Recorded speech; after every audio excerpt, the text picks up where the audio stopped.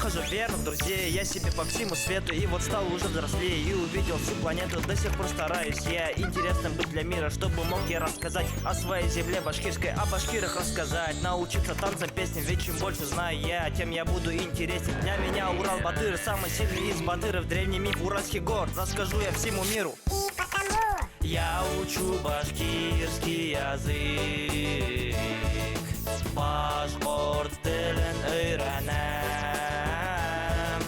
Я учу башкирский язык, башкорт телен öğrenem. Хайырлы күн, хөрмәтле тамашачылар! Һеҙҙең менән Башҡорт телен өйрәнәм проекты. Добрый день, дорогие зрители! С вами проект Башҡорт телен өйрәнәм, учу башкирский язык. Алексей Матиевич, известный молдавский поэт, как-то сказал о языке так. Наш язык, наш край нетленный, от безверия укрытый, свет жемчужин драгоценных над отчизною разлитый. Впоследствии эти строки вошли в текст гимна независимой Республики Молдова. Каждый народ в своем творчестве, в своих стихах, в своих песнях, во всей своей жизни восхваляет, воспевает, сохраняет свой язык. Наша задача не только сохранить знание башкирского языка, не только овладеть им как государственным языком нашей республики, но и принять его как часть общего культурного наследия всех жителей Республики Башкортостан. Рахмет егет!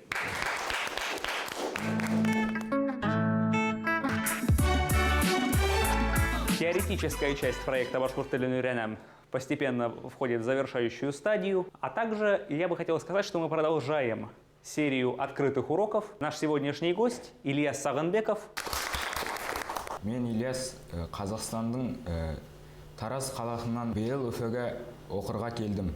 Мен Башқұрт дәулет педагогиялық университетіне келдім. Һиңә башқұрт тілі несек береле? Башқұрт тілін қазақ тіліне ұқсаш, сонан да әліге ауыр береле. Тілден тыш мен башқұрттың әдебиеті, мәдениеті һәм тарихы менен қызығам.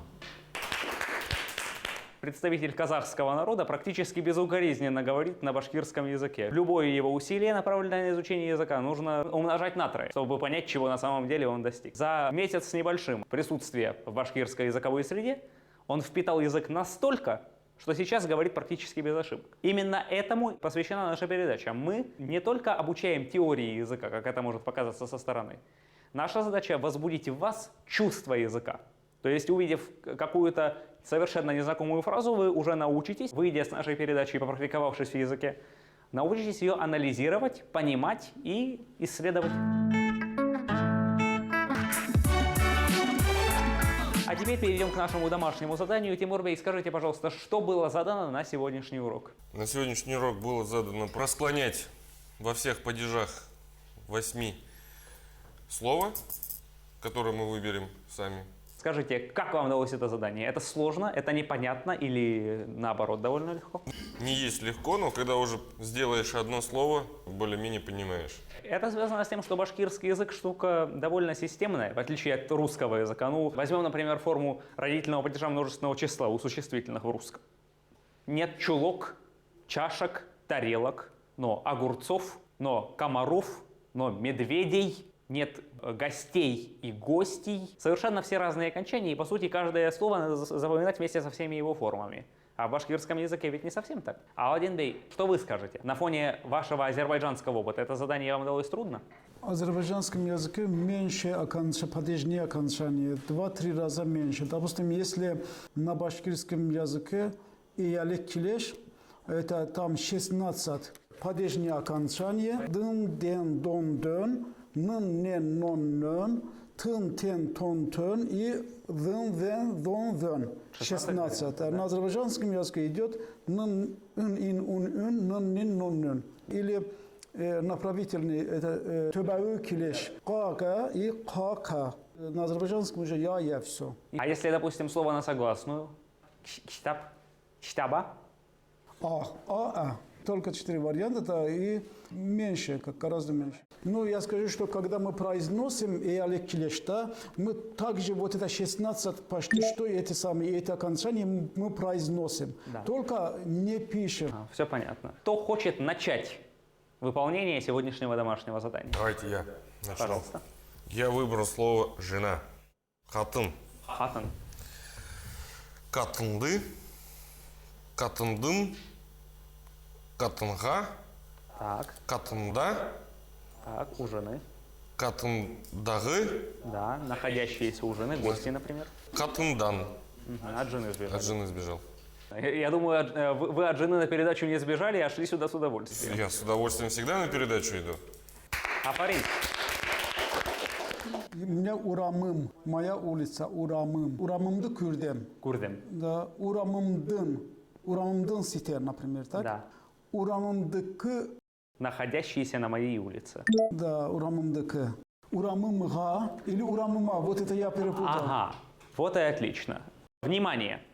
Если у вас первое или второе лицо единственного числа, то есть либо м, либо н, урамым или урамын, калямым или калямын, то после м или н притяжательного из аффикса га пропадает первая буква. Урамыма. Остается а. Остается аэ, как в азербайджанском. Поэтому урамыма. Урамыма, потому что урамымга это же задохнуться можно. Потом пятый падеж, урын вакыт на улице, урамымда, урамымдан, с моей улицы. Совершенно верно. У кого второе лицо н? Эсен я писала, не эсаен. Ну, правильнее Ну, все-таки эсаен. Писала эсенде. Вот. Эсаенде. Узкий гласный. Эсенде. Во, улыбаемся и машем. Молодец. Поехали дальше. Эсенден. День. Ден. Эсендеке. Так. Эсенге. Ага. Ну вот тут Что я говорю? уже это говорит, я же этого не знала. Г вышвыривается. Эсенге. Эсаенге. получается Все. тогда. А вот дальше эсенде, Эсаенде. Все по правилу. эсендеге Ага. и эсенден. Отлично. Дальше самый интересный момент. Изофет. Селестин, кажется, ты его приготовил. Да. Его собака. Ну вот получается вот этен. Внимание, аффикс сменительного падежа в изофете состоит из одной буквы «н». Вы видели? Бала, н, две буквы. А поскольку там уже определенность есть, эте, просто одну букву «н» оставили и все. Этен. Только его, ее, их касается, только изофета. Дальше. Баланы же не изофет тогда, баланы. Балам не изофет. А если изофет, балахн. А вот в азербайджанском, наверное, не так. Вы скажете баласн, то есть по общему правилу. А в башкирском языке вот не совсем так. Балахн. Күрдем, это изофет уже. Это изофет, да. Изофет в винительном падеже. Поехали дальше. Этенен. Этенен, да, совершенно Этенеке. правильно. Этенеке, так, который принадлежит его собаке. Этег. Ты видишь, ты склонял все через букву «н». Этен, этенен и так далее. И, соответственно, этене тоже. Г, спадает. Да, вместо «г» пишем «не». В изофете все через «н» склоняется. Так, дальше. Этенде. Этенда. Этендеге. Этендаге. Деге. И последним этенден. Ну, практически безупречного склонения всех этих слов могу отметить, что у вас у всех уже хорошо поставлена башкирская фонетика. Вы отличаете широкие гласные от узких, задние гласные от передних, согласные Л, Д, Т, Д ставите по всем правилам, с чем я могу вас только поздравить. Афарин. Молодцы.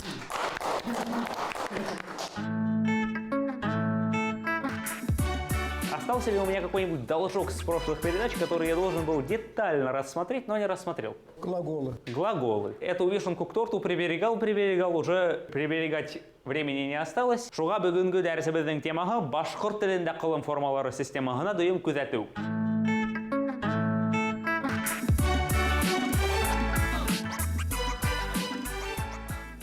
Помните, у Катаусы «мн» «я есть учитель», у Катаусы «хэн» «ты есть учитель», у Катаусы окончания нет, у Катаусы «бд» «мы есть учителя», у Катаусы «гд» «вы есть учителя». Помните это, да? Обратите внимание, что вот на эти вот буквы, на эти «ы» действует губная гармония. То есть вместо «ы» может быть там «е», «о» или «ы», в зависимости от того, какое конкретно слово имеется в виду. Например, башкорт «мон», түрік «мөн», Это уже понятно. Это губная гармония гласных, это ничего нового. Заменяется на е, о или в соответствии с гармонией гласных. Это ты знаешь, в казахском языке немножко другое правило, но похожее. Эти окончания нам сегодня понадобятся. Выпишите их или возьмите табличку в руки, отставьте ее куда-нибудь отдельно. Она нам сейчас понадобится. Мы сегодня будем рассматривать две системы аффиксов. А вторая, она немножко отличается. Не сильно, но немножко. Она используется в условном наклонении в определенном прошедшем времени. Но об этом немножко позже, а сейчас мы займемся вот чем. Вспомним наши личные местоимения. Мин, хин, ул, бед, хед, улар. Видите, эти окончания, вот о которых мы сейчас говорили, которые вы сейчас переписали, напоминают личные местоимения по форме. Бед, укатаусы, бед. Почти это местоимение, только гласный другой вставлен. В казахском ведь то же самое, только, наверное, в бед есть какое-то отличие. Да, без девайцан, басшсы, мыз, мысалы. Там «б» сменилось на «м» между гласными. Это, опять же, специфика некоторых тюркских языков. Не скажу, что всех.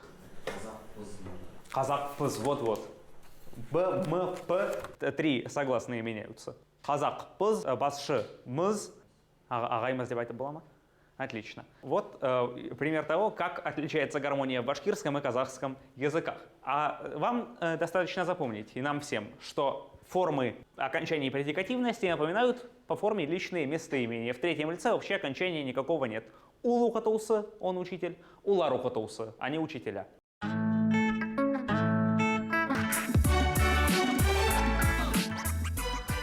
Помните, мы с вами писали общую структуру формы имени, такая стрелочка была. Вот с глаголом примерно то же самое. У него тоже есть своя структура, но немножко более сложная, может быть, немножко более разветвленная. Основа, затем отрицание, затем при наличии признак наклонения или времени, а наклонение только одно бывает с признаком условное, и дальше аффикс лица числа.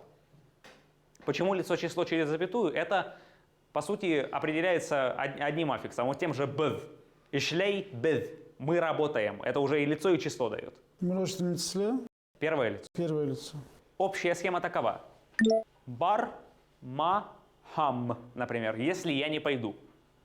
Ха – это признак условного наклонения, м – это признак лица числа и отрицание. Вот вам примеры на эту схему. Вот 4 части. Например, бар, ма, хам – если я не пойду. Бар – основа, ма – отрицание. Я сказал, если я не пойду.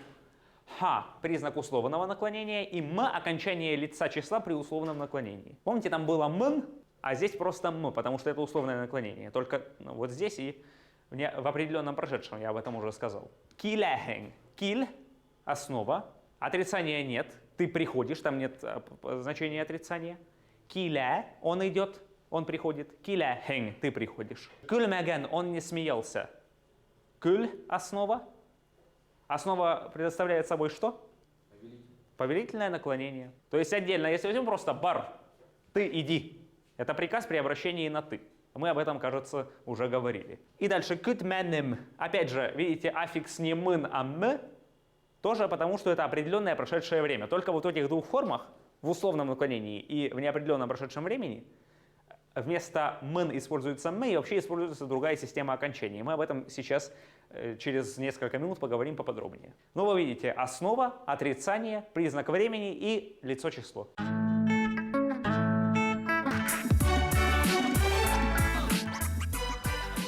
Во французском языке существует 3 основные группы глаголов. То, что мы в русском языке называем спряжением. В русском языке у нас их сколько?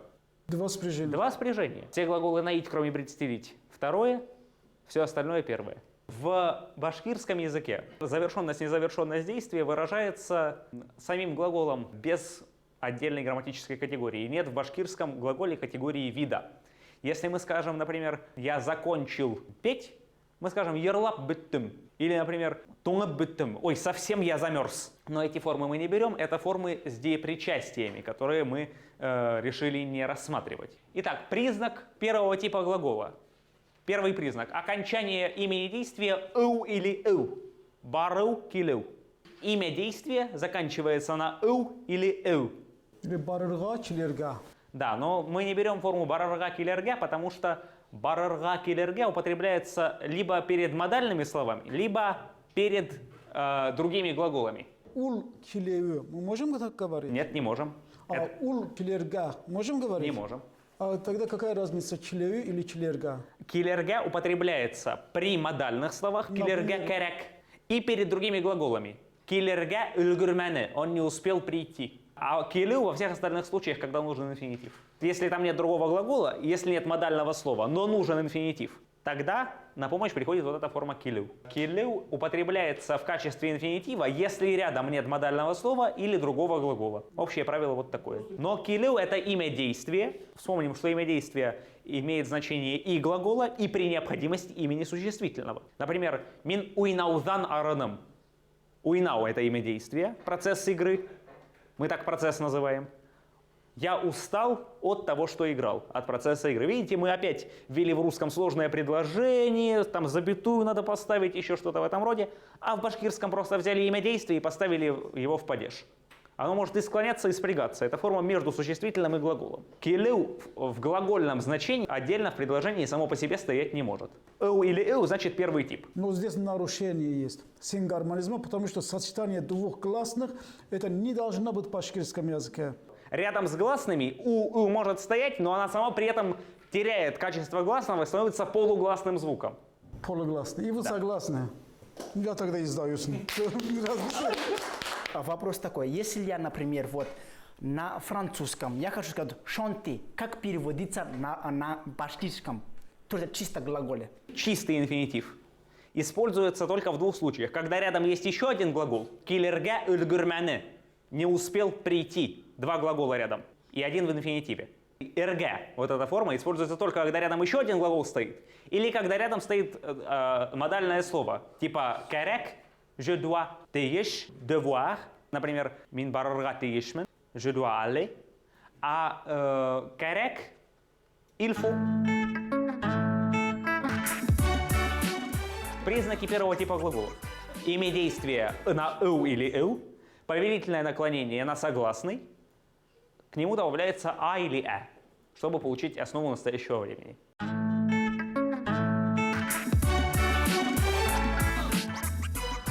Повелительно-желательные формы. Почему я обозвал эти формы повелительно-желательными? Мы сами себе приказывать, как правило, не можем. «Пойду-ка я» — это все-таки не приказ, это скорее желание. Поэтому я обозвал эти формы повелительно-желательными.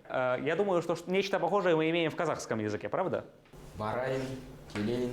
Но то же самое, абсолютно. В чистом виде основа, без всяких аффиксов, это второе лицо «иди», «приходи». Бар, киль. Второе лицо множественного числа «вы». Барығыз, килігіз. Ударение на основе. Барығыз, килігіз. Третье лицо. Вот в русском такого нет. Пусть он сходит. Пусть он придет. Баргын, кильген. Ударение на аффикс, да? Да? Хын, хен. Ударение падает на аффикс. Барсен, кельсен. В дополнение ко всему этому мы можем сказать, что аффикс с используется для смягчения требования. Сказать бар, киль, это ж, извините, это грубо. Это нехорошо, так нельзя говорить. Бараимеле, а пойду-ка я. Баргынале, пусть он пойдет. Довольно мягкое требование. Частица але, отдельное слово, и слитно пишущийся со словом аффикс с или с. Ш. В казахском, наверное, тоже есть. Барсы, кильсе. Обратите внимание, с вот этот аффикс, смягчающий требования, на ударение не влияет.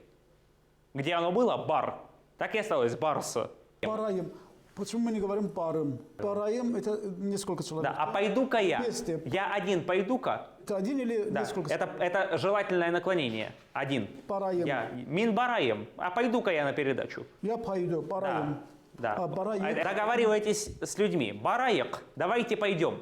А множественное число это бараек, а бараем это единственное Это число. единственное, А совершенно. баргыз тогда как? Баргыз, вы идите. А им уже вы. приказывай. Да, это приказ без себя. Вы остаетесь, они пусть идут. Баргын, пусть он пойдет. Кильген, пусть он придет. Слово ятыл, лежать. В повелительном наклонении его проспрягайте. Ятаем, ятаек, Без всяких аффиксов. Ят, ятагыз и ятхан. ятхын. Понятно.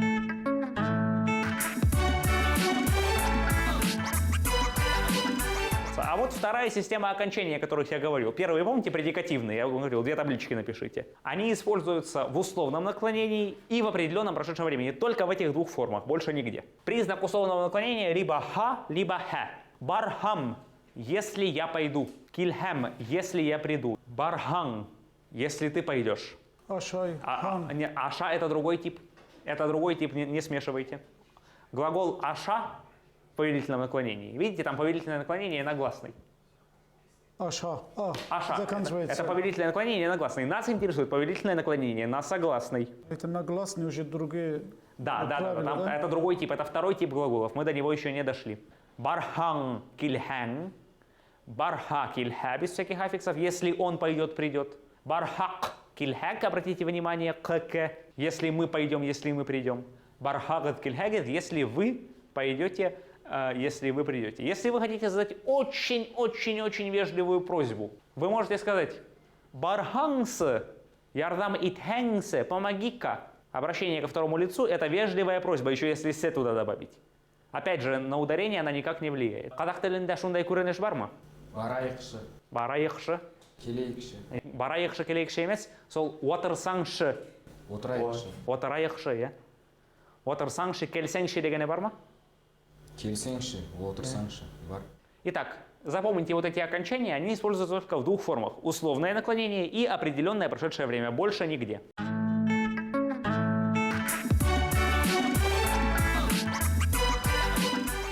Вставьте, пожалуйста, подходящие по смыслу формы глаголов, которые обозначены вот здесь. Они обозначены в том же порядке, в котором используются в тексте. Рашида, подойди-ка.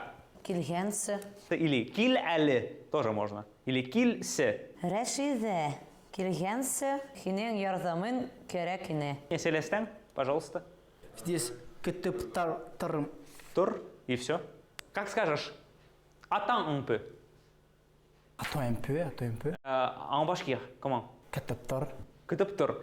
Но ты так не имеешь права сказать, у тебя видишь, что стоит «подожди, пожалуйста». Тур эле. Да, это уже будет такое смягченное требование. Это как на английском I would like that. Ага, да. I would like. Оно самое. А можно сказать күтіп тұрыңыз? Кытып-тур, тут видишь, не подождите. Не вы подождите, а ты подожди, обращаются на ты, поэтому лучше не надо. Кытып-турали. Нима але, я должна сделать ишля.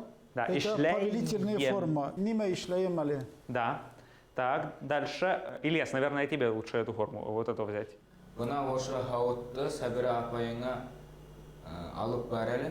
Так. Алып барығыз. Зачем Алып его? барсы. Алып барсы или алып бархансы тоже? Наверное, в казахском ты бы так и сказал. Алып барсы. А барсанш. Именно так.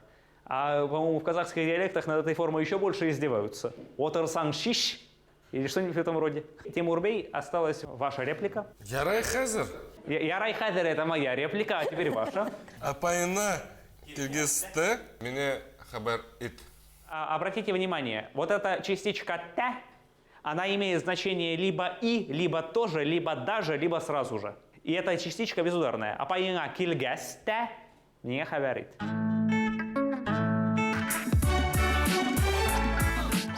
Основа настоящего времени первого типа глаголов оканчивается на «а» либо «э». Бара, киля. И добавляем аффиксы из первой таблички, из предикативной. Ухатаусы мын, и также бара мын, киля мен, бара хэн киля хэн, бара быд киля быд, бара хыгыд киля хыгыд. Обычное настоящее время. Я иду, ты идешь, он идет, она, оно, они. Мы идем, вы идете. Обычное настоящее время. Вот это в кавычках. Ага, зачем я скобочки нарисовал? Вот это вас интересует, наверное, да? Да.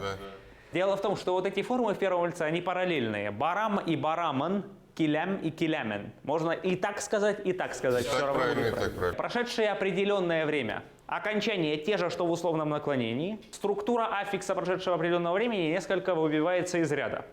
После основы ставим согласные из ряда НДТЗ. Помните свежее правило? Плюс узкий гласный. Бар-зк после р идет з. Киль-дек после л идет д.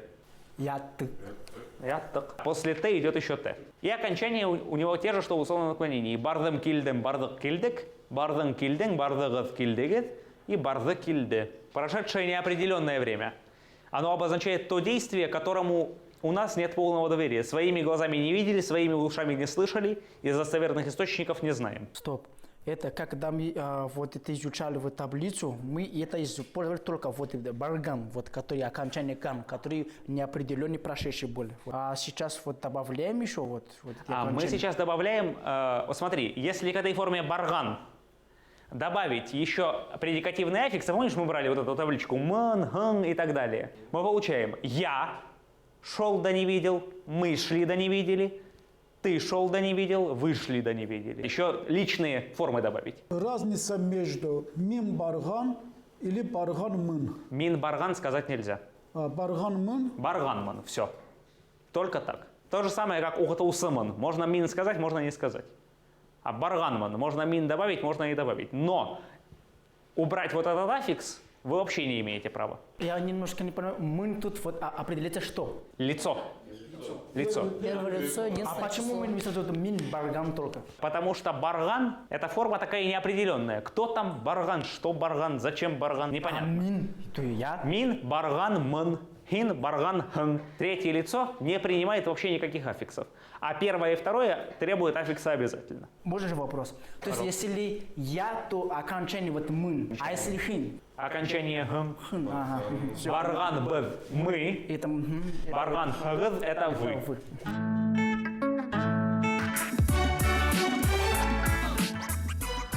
Перепишите, пожалуйста, глаголы. Бару идти, айтыл говорить, произносить, китыл уходить, киты бару идти. В противоположном от чего-то направлении видите глагол аналитический, сложный. Это китып вообще нигде не меняется. Үйрәнү учить, изучать, курхәтү показывать, харап алу сложный глагол аналитический, взглянуть, харау смотреть, харап сығу просматривать. Ирина, һин бүген эшкә Барахмыма. бараһыңмы? Молодец, Ильяс. Бүгін бізде ял күні тип әйтәләр. Ағайың әле генә Min kitam. дип әйтте лә инде. Ул эшкә китеп бара. Тип. Тип Уйлайһыңмы? Тип – это слово, которое завершает прямую речь. А ул эшкә китеп бару. Бара. тип. Уйлайһыңмы? Юксы. Бүгін бит башкорт телен өйрәнәм дигән тапшыруызы күрһәтәләр. Дуслары шуны бергә карайык. Тигәс. Ул да яраткан тапшыруын карарга китте. Кисә бит кабатлау булды. Әле сираттагы дәрес башланды. Селестен, давай с тобой разберем. Вот первое предложение. Идешь. Это же настоящее время. Как будет идешь? Если я, то я барам. Ватю, чтобы не было просто тюва, как повествовательное, а ватю. Поэтому бара, еще мы добавили в конце. А вот второе предложение с прошедшим временем. Айтеля.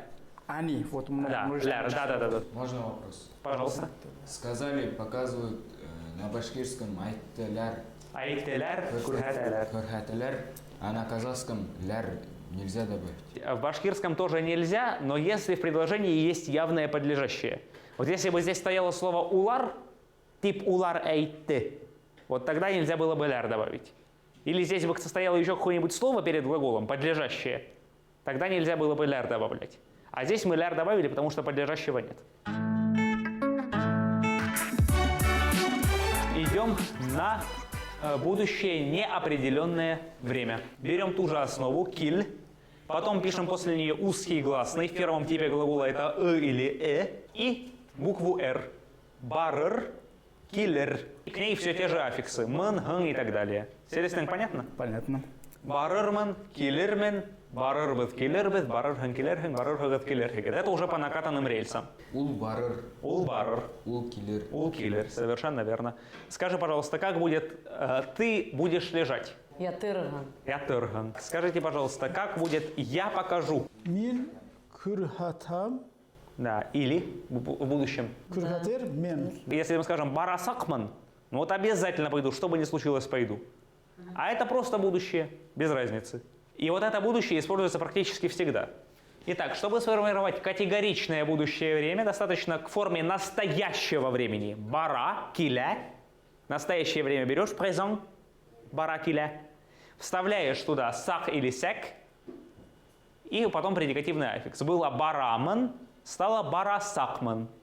Было киля хэнь, стало киля сяк хэнь. Селестин, это понятно? Более-менее. Если я, например, просто хочу, я посмотрю. Мин. Карарман.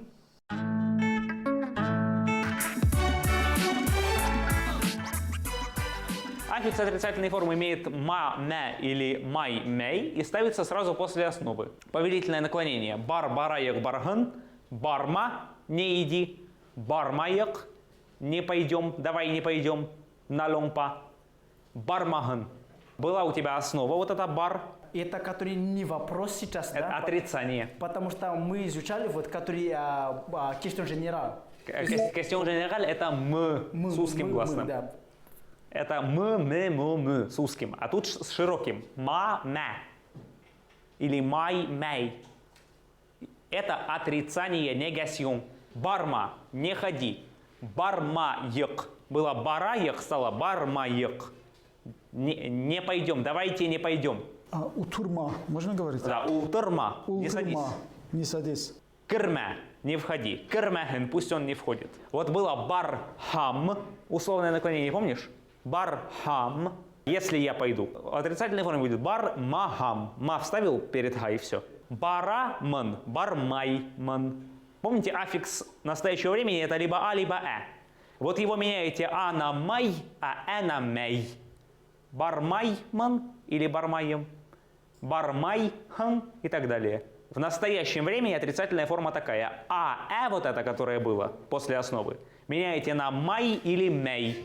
Аффикс ма в прошедшем времени барман или бармаган. Бард, барман, барган, бармаган. Это понятно. В будущем времени р меняется на маthmath, барырман, бармаthман. Барырхан, барматхан. Просто заменяйте этот аффикс. Р на th поменялось. Это такой отголосок древнетюркской эпохи. Вот последний насчет вот будущего времени. Еще раз. Чем Будущий ты- отрицательный. У тебя аффикс р или р? Барыр. Барыр. Барырмым, да, вот боль. Да, Барырман. да. И этот р меняешь на мас. Бармасман. А, Я не пойду. Все. И все.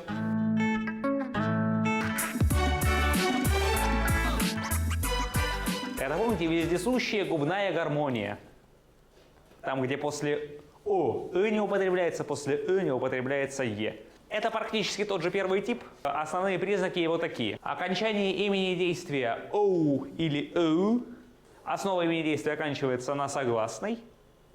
И основа настоящего времени, как в первом типе, на аэ. Второй. Второй. Борой. Стоять. Бороу поворачивать, крутить, вот он у меня на доске. Окончание имени действия оу. Отбросили от него, осталось на согласное повелительное наклонение. Бор поворачивай, кюль смейся. Бора, кюля, так же как бара и киля. Губной тип глаголов отличается от стандартного первого только в тех формах, аффиксы которого имеют узкие гласные. В повелительном наклонении ул бар хан, а здесь, смотри, у тебя появляется у в основе. Тоже было бы бор хан, но так нельзя. Должно быть бор хун. Губная гармония гласных. После о мы не имеем права ставить букву «ы» в следующем слоге. Это губная гармония гласных. Либо два «о», либо два «ы». Только так. Кильхен, кюльхен. Вот вам пример. Барырман, но борормон. Барырбыз, но борорбыз.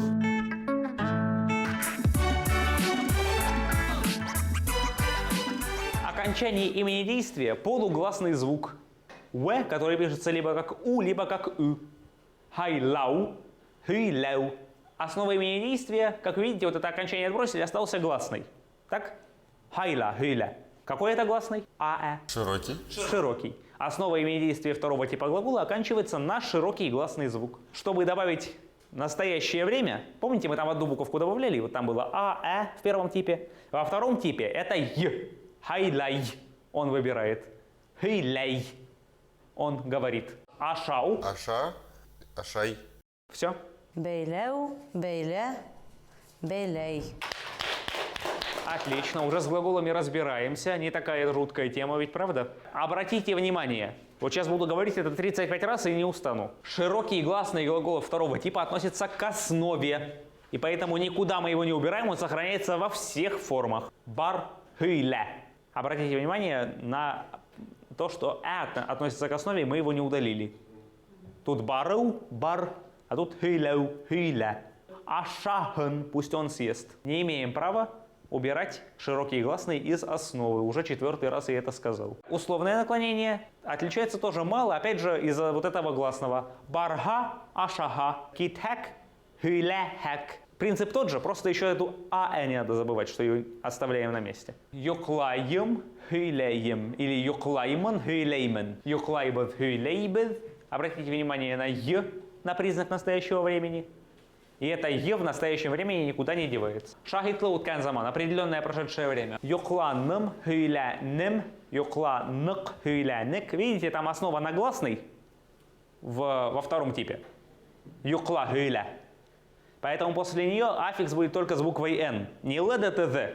Не вся эта головоломка, а и только вот это вот «н». Йокламаны, хыйляманы тоже в отрицательной форме тоже только два варианта «н», «н». В неопределенном прошедшем времени аффикс «кан-кан» не будет возможным. Если было «кайт-кан», «ят-кан» в первом типе, то во втором из загласного в конце основы только «ган-ган». «Хайла-ган», «хыля-ган». В некатегоричном будущем возможен только «р». «Кара», смотри, «карар», он посмотрит, «карар-хагав», вы посмотрите. Только «р» одна буква. Там было «р-р» в первом типе, здесь только одна буква «р». Дорогие мои, поздравляю вас, вы завершили знакомство с теорией башкирской грамматики. Шуның менән дәресебез тамам. Дәрес барыгызга охшагандыр дигән өметтәмен. Һау булып торыгыз.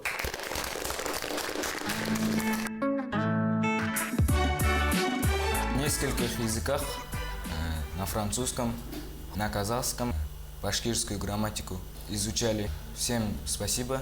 Глаголы разобрали более-менее. Не столько тяжело, сколько понять вот эти аффиксы, окончания, вот это все, в какой, где, когда последовательно ставить. Я тогда знал 3 времени, прошедший, настоящий и будущее времени глагола, так? А здесь что-то больше становится эти времени. Это как-то я бы смотрел, тут, надо разобраться. Если честно, вот это надо во всех этих разобраться. Неопределенной форме глагола там про это будущее времени. Вот эти все, это самое, немножко тяжело. Я насчет времени, я, конечно, согласен с Аладдин, что тут много получается. Все окончания, которые надо очень тщательно, чтобы не перепутаться. Потому что есть правильный разговорный речь. То есть грамотный человек должен быть все соблюдать, все, которые эти маленькие сюжеты. Все одновременно не получится. Я уверен, что у меня будет время, что по кусочкам распределить, чтобы конкретно уже все знать. Но мне очень нравится, тем более, это уже то, что надо. Я давно уже хотел узнать, как вообще глагол звучит на башкирском. Я вообще не верю, что мы уже прошли теорию. Мне так кажется, что я развешу все листочки по стенам и буду учить, потому что нужно все, что в голове скомпоновалось и запомнилось. Когда в школе учила английский язык, я именно так и делала. Мне кажется, придется делать так, чтобы все было в голове. Осталось еще немножко. Финишная прямая не за горами. Помните, пришли, когда учить? Мы не с такой же уверенностью сидели. Сейчас-то боимся говорить, понятно, но раньше еще больше боялись. Вы говорить-то не могли. Сейчас вот уже выговаривать научились, уже хорошо.